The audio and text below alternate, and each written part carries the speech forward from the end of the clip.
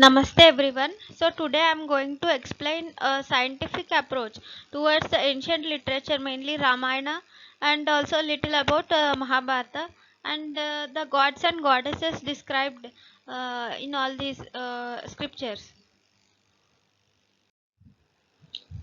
So in this session, I'm going to explain mainly first introduction and then a little about archaeological sites of alien ancestors and the main important sites, and then the science and technology in Sanskrit literature, gods and energies, and then the summary. So, introduction: the ancient alien ancestors and their works, what they have done for the benefit of humanity. So, Lord Vishnu is ruling several lokas. We read in the Puranas. We can read many things other than the planet Earth. Many activities happening outside the Earth. So that's why we have mentioned the alien word. And then because we use it in the modern terminology that other than the earth, the beings other than who are living other than the planet earth, so the origin is somewhere else, so that is the thing. And then secret messages, ancient coded languages are there. So every text has multiple meanings, it is coded language, and only when we try to understand it in that particular perspective, then only we can able to decode it. So there are many such secret messages in every text. And for example, Hanuman Chalisa. So Hanuman Chalisa, when we read properly and carefully in other form of meaning, then we can get the distance of planet Earth and Sun, the distance from planet Earth to the Sun. So like that, there are many secret messages, coded languages inside every text. So they are delivering to us multiple meanings. The science and technology, they had everything in single text itself. And then the formation of earth and life in it, the ancient alien ancestors have delivered many messages to us. One of the main important thing is that one through Bhagavad Gita. So I have discovered it when I was reading Bhagavad Gita, and I am very happy there are other researchers also who discovered this meaning. So Bhagavad Gita is not only about the single meaning, it is the other meaning is there. That meaning says how the earth is formed, how life in it is formed, and the war, how it happened to create the life in it, what difficulties were there to create life on the planet earth. So it was not only some people having war Mahabharata, some that is single meaning. When we derive the second meaning, we get multiple meanings. So they have coded the language such a way that they are delivering many things to us. So much of knowledge is there in every single literature. So, and then archaeology evidences, there are many archaeological evidences also. I'm going to show in the next slides. And then Puranas, many Puranas are there. As I told, they travel. They used to travel outside the planet Earth. They used to travel in several galaxies, several universes also. So there are many other ancient texts, not only Sanskrit. There are many other language texts also, so which are saying about these ancient ancestors. And the festivals and traditional practices, this is the main thing, because they every single festival is in a particular planetary position, then only the festival date will be there. And the traditional practices also has a scientific meaning in it. So, and apart from that, there are many archaeological sites of alien ancestors. 10,000 year old rock paintings depicting aliens and UFOs found in Chhattisgarh. So here we can see, this is very interesting. They used to draw in the cave. So there are UFOs, other planetary beings trying to occupy our planet Earth. So there are also temple carvings showing UFO shaped flying objects. There were many different types of flying objects at that time. And this is one of the famous carving cave in Ellora Caves, India. It is a carving of Ravana with his Vimana. It is a jetpack actually.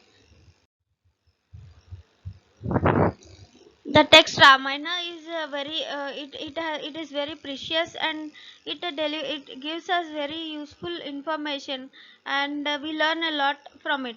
But there are some other things, other meanings of the text Ramayana. The ancient ancestors have composed the Sanskrit literature such a way that we can learn multiple things from it. So let me explain the other angle of the text Ramayana. So it is one of the most popular epics we know, and it is deeply interwoven into the socio-cultural history of India. So it has 24,000 verses, and it is divided into six sections or kandas we say. So it is also one of the oldest, largest epics in the history of the world.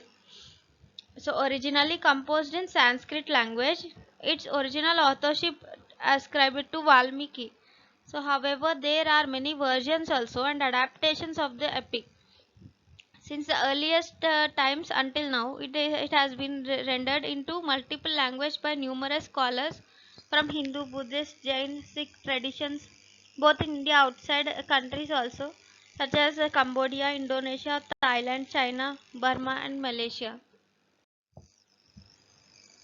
So the text Ramayana and Mahabharata, when we go through, there are many locations described also.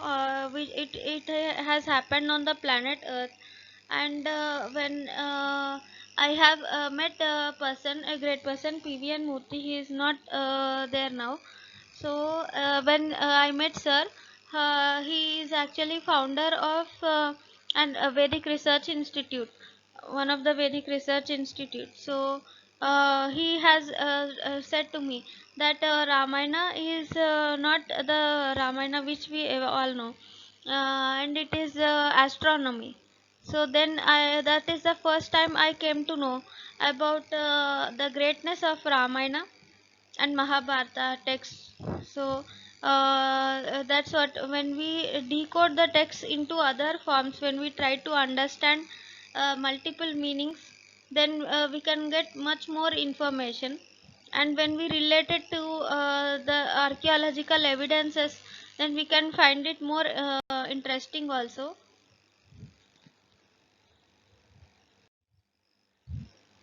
So the word Ramayana, it is derived from root word Ram, Rama, or simply Ram with the short vowel A. So Ram is a reference to the hero of the epic we know.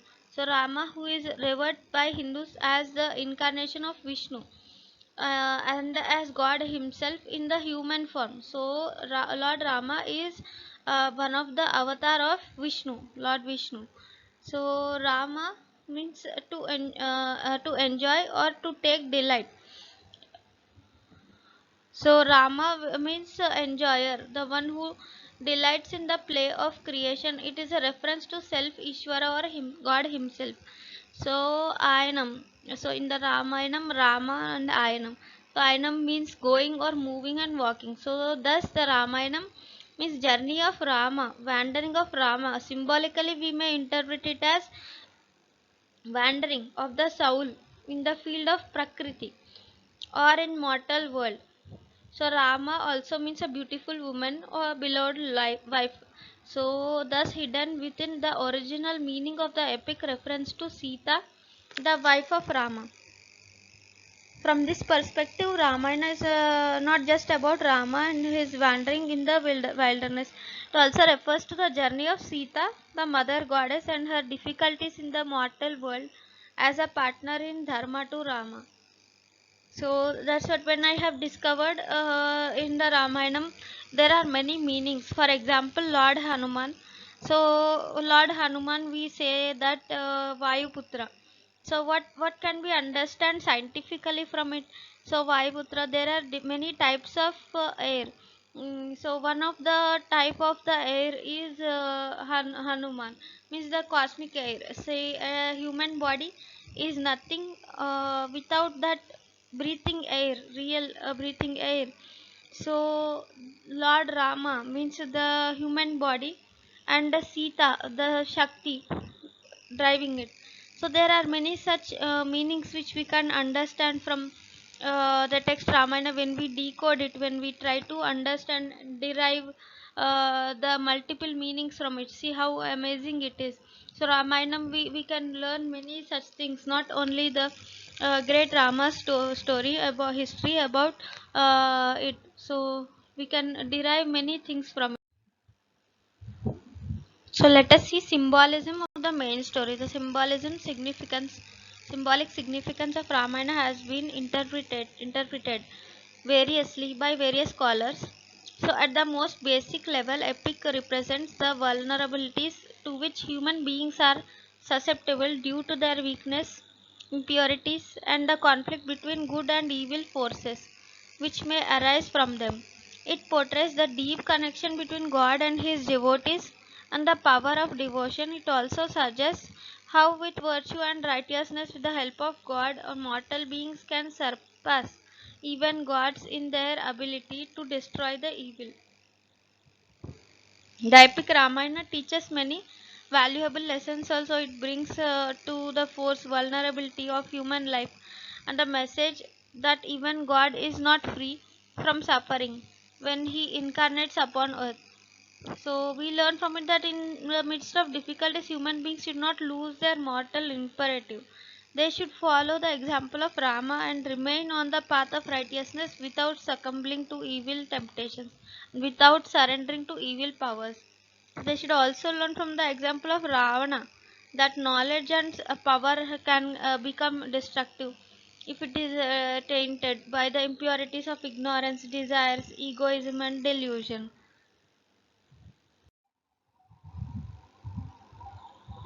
So this is the other form. So Rama symbolizes auspicious qualities, supreme self. He descends into the mortal world, the body, in search of the individual self, Sita, his devotee from which he is separated from the beginning of creation. This Lord Vishnu, as I have told. So multiple forms. They say that everybody, the main three gods, Shiva, Vishnu, and Brahma is in everybody. So what does it mean? It means this only, that we are a part of God, and the Ramayana is also a part of us. So everything, there are multiple meanings forms of the text. It is so divine, related to our creation also. So Ravana symbolizes the ego with 10 evil qualities, defies God, asserts his individuality due to his tamasic and demonic nature. And the body represents Lanka, which is ruled by the ego Ravana, who holds the embodied self Sita. So in captivity because of delusion and demonic pride. So this is what the meaning is. So this, see how advanced it is, the text, the Ramayana. Not only single form, they are giving us multiple forms, so much knowledge and information hidden inside this text Ramayana. So God Rama assembles the army of monkeys represented by senses and other bodily parts, which are by nature restless and fickle. So, with the help of intelligence, Lakshmana, breath, Hanuman. As I have told you, Hanuman, I have discovered that it is one of the type. So, Vayuputra and all those. There are many such things to still go through and discover deeply. So, with the help of intelligence, Lakshmana, and breath, Hanuman, and the restrained senses army of the devout monkeys, he builds a bridge channel across the ocean of consciousness mind to descend into the being and find the self. He destroys the ego Ravana and its army of evils, reconnects with the individual self Sita. Upon finding the individual self, he subjects it to purification in the fire of austerities, tapa, just as Rama did to Sita, and removes all the impurities which accumulated around the self during its captivity bondage in the body. So Rama and Sita depart from Lanka body and ascend to the immortal heaven, Ayodhya. So through the ethereal plane or mid region, Pushpaka Vimana, along with the whole army of monkeys and devotees, the divinities or the tattvas in the body. So see how advanced it is, so much, so many meanings and multiple forms are there. So in my research on Vimana Shastra, Vaimanika Shastra, so I am still doing research on Ramayana about Pushpaka Vimana in this form also. So the symbolism of Mahabharata, little I'm going to explain Bhagavad Gita. So though there are lives of thousands of kings, why Mahabharata, great epic, which was composed on the kings of Kuru, Panda, Yadava dynasty. So this is because their lives still continue to inspire lives of not only ruling class but down to every human being on earth. So Mahabharata, biggest book ever written, which includes all branches of life. So Mahabharata is very powerful, amazing text that inspires awe and wonder about the cosmos also and humanity also. So yes, there are multiple, so many meanings hidden in it, lots of information and knowledge.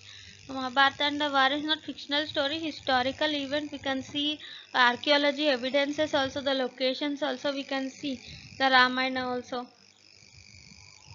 Everything is history, and we can see the archaeology evidences Sri Lanka also for Ramayana. So but the author of the epic, what they have done, they have used multiple meanings, multiple information embedded in single text coded language.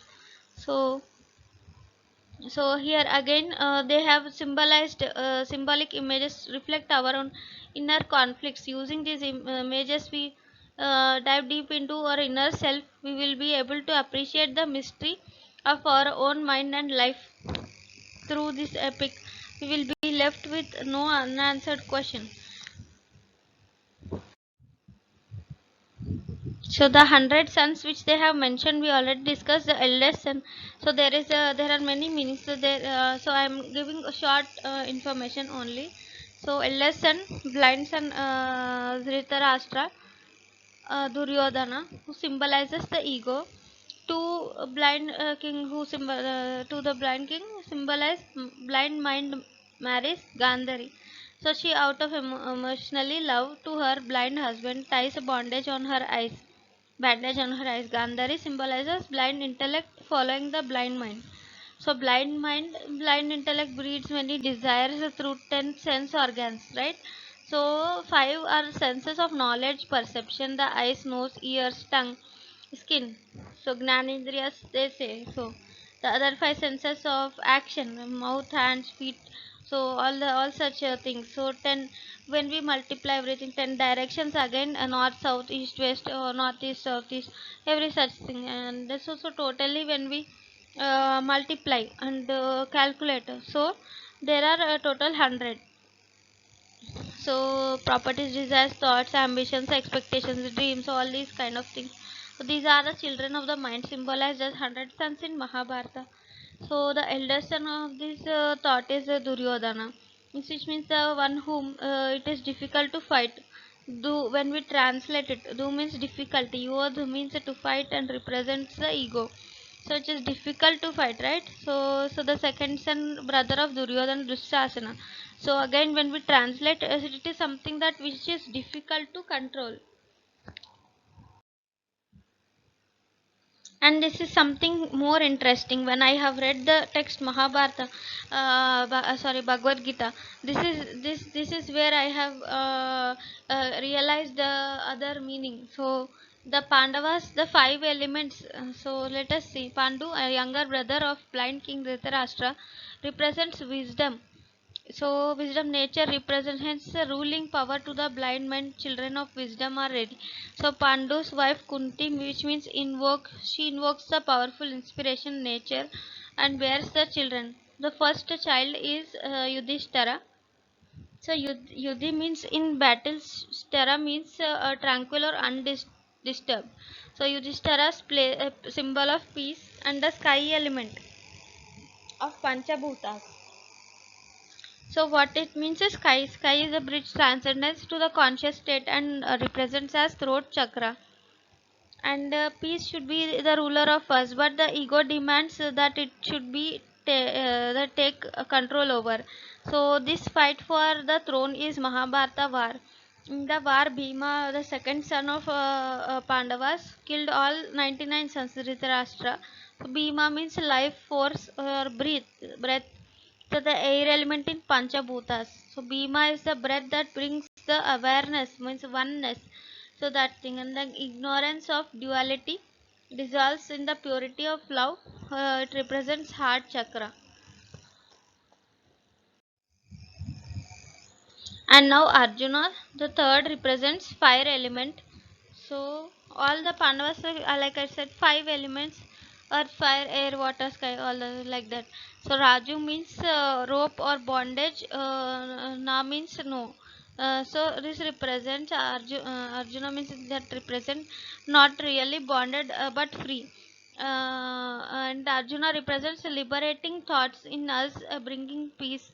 So Arjuna is inquiring mind burns like fire, destroys the darkness of ignorance. Means we think why, how, all these things, and when we try to understand, we lose the ignorance. It destroy. So burning fire is what needs to be given direction, and that is why out of the five brothers, Arjuna was taught Bhagavad Gita.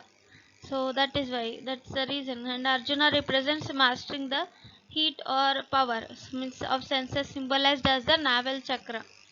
And then Nakula. So Na means no, Nakula means bank of river or shore. Means the boundless, endless flow of water. Nakula means. So he represents the flowing energy of desires. So energy to reproduce. Water is the element of nature that sustains life and reproduction.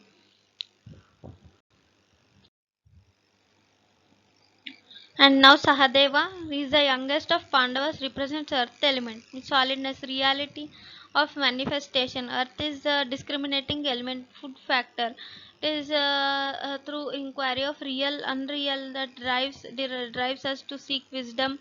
Earth is the foundation of inquiry. And then Nakula Sahadeva twins, and it is interesting to know their symbolism. Nakula represents sexual energy that produce life. Sahadeva representing inquiring attitude. So, according to Vedas, life began when the cosmic consciousness wanted to know itself, and hence life Nakula knowing Sahadeva are twins. So like that in every so like that means in every text there is complete science and technology hidden in it. When we see the technology form, we can understand how advanced they were, the ancient ancestors were. The text itself, they have mentioned so much information. Now when we every one of us can want to write something, we can write only single form, that too not perfect any language. But see how advanced things they have done in Sanskrit language. They have coded so many messages in Ramayana, Mahabharata, Bhagavad Gita, all this. So now in this slide I am going to explain a little more about various gods and energies. So representation Vishwakarma, the main god, god of design. What I have done research. So it is he is the original creator, architect, divine engineer of the universe from before the advent of time, and he is responsible for the dimensions of the universe and everything. So, and then the three main gods are energies: Brahma, Vishnu, and Shiva. Means it is a creation energy, Brahma; Vishnu, the transforming energy; and Shiva, we can say that it is recycling and destroying, and then again recycling. So I have seen an amazing sloka in Annavaram temple once upon a tree, a big board. So very amazing sloka. So the roots of the tree is Brahma, means the seed. When we plant a seed, so the plant comes from it. The it takes birth. So from the seed, then so the moola, the root is Brahma, and then transformation at the middle of that tree. So means the means transformation means the from the branch to the leaves, and then again then it will be transforming into a flower and then fruit. So and then Shiva at the end of the tree, they said in the sloka when we translate. So what does it mean? The when the flower transforms into a fruit and falls down onto the earth, right? So when it falls down onto the earth again, the seed will be planted and again it will be taking new birth into another tree. So that much. So see how much advanced meaning it has. It the shloka lines, I think only 4 lines of shloka. See how much advanced and amazing information it has in it. And so similarly every god in mentioned, like for example starting from Brahma, Brahma wife is Saraswati, means what does it mean? So when the plant seed is there, when the seed is there, it should, for example we plant apple tree and it doesn't give banana, it gives only it gives only apple tree. What is it? The information and the knowledge, the thing, the hidden inside it. So it is something like bonding energy. The wife of Brahma, Saraswati. So like that, the everything is forms of energy in the second meaning. So Brahma, so wife is Saraswati, and then Shiva, wife is Parvati, like that. And then Vishnu Murti, Lakshmi. So Vishnu, the transforming energy, it needs materialistic things again. So Lakshmi Devi. So like that, there is a family tree. When we derive all the meanings and understand, so it is so advanced. We need to do more, lots of research on every god's stories, history, and all those things to understand the universe.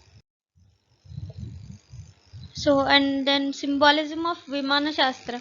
So till now, I think nobody have discovered this. I have found nowhere, and I think that I'm only the first person to discover it. So Vimana Shastra not only has technology meaning in it.